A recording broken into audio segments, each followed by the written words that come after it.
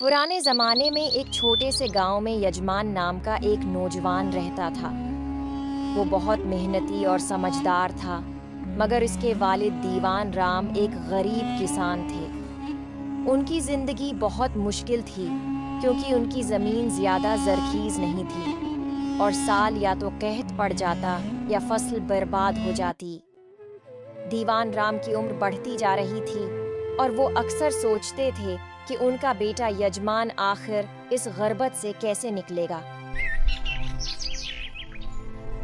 एक दिन दीवान राम ने अपने बेटे से कहा, बेटा, मैं तुम्हें क्या सिखाऊं? मैंने सारी जिंदगी मेहनत की, मगर हमारी किस्मत ने हमारा साथ नहीं दिया।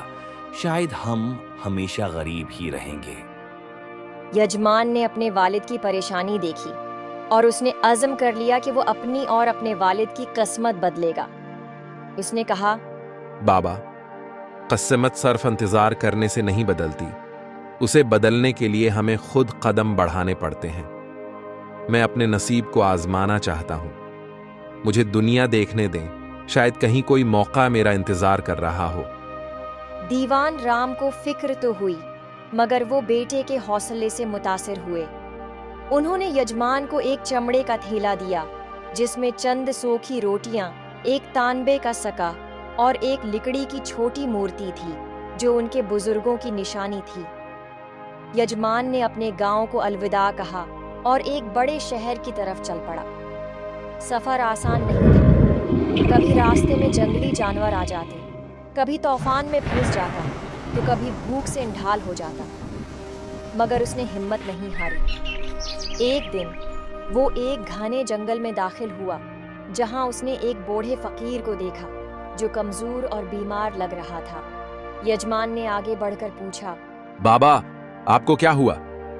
क्या मैं आपकी मदद कर सकता हूं? बेटा, मैं कई दिनों से भूखा हूँ, मगर कोई मुझे खाने के लिए कुछ नहीं दे रहा। यजमान ने अपनी थैली से एक रोटी निकाली और फकीर को दे दी। फकीर ने उसे दुआ दी और कहा, बेटा, तुम्हारी नेकी तुम्हें एक बड़े खजाने तक ले जाएगी। जंगल के उस पार एक पुराना कुल्ला है, जहां किस्मत का दरवाजा मौजूद है। अगर तुम्हारी नीयत सच्ची हुई तो वो दरवाजा तुम्हारे लिए खुल जाएगा। यजमान ने फकीर की बात दिल में बिठा ली और कुल्ले की तलाश में निकल पड़ा।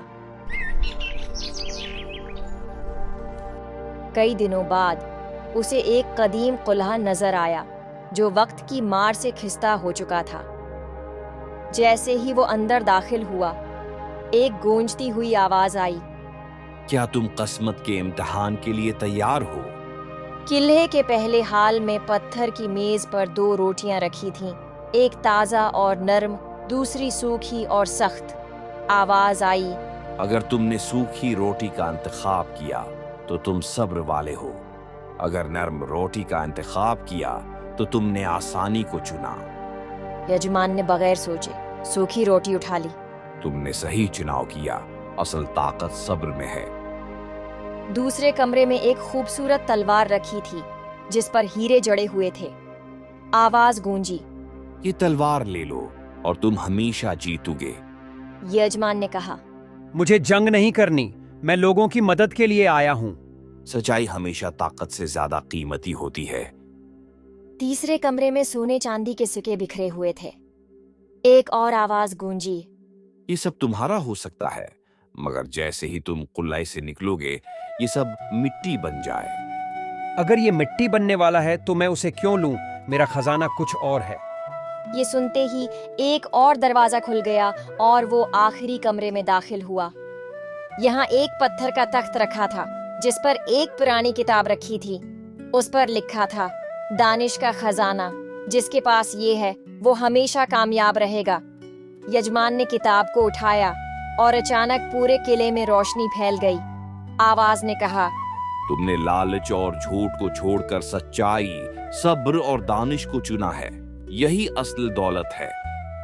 जब यजमान अपने गांव वापस आया तो उसने किताब को खोला। इसमें ज़राई तरक्की, तिजारत और अच्छी जिंदगी गुजारने के उसूल लिखे थे। यजमान ने इन बातों पर अमल किया और अपने गांव के लोगों को भी सिखाया। कुछ ही सालों में गांव में फसलें सरसब्ज हो गईं। کاروبار بڑھ گیا اور غربت ختم ہو گئی۔ دیوان رام نے جب یہ دیکھا تو خوشی سے بولے، بیٹا، تم نے واقعی ہماری قسمت بدل دی۔ نتیجہ یہ کہانی ہمیں سکھاتی ہے کہ اصل خزانہ دولت نہیں بلکہ صبر، ایمانداری اور دانش ہے۔ اگر ہم محنت کریں اور سچے دل سے نیکی کریں تو قسمت خود ہمارے دروازے پر آتی ہے۔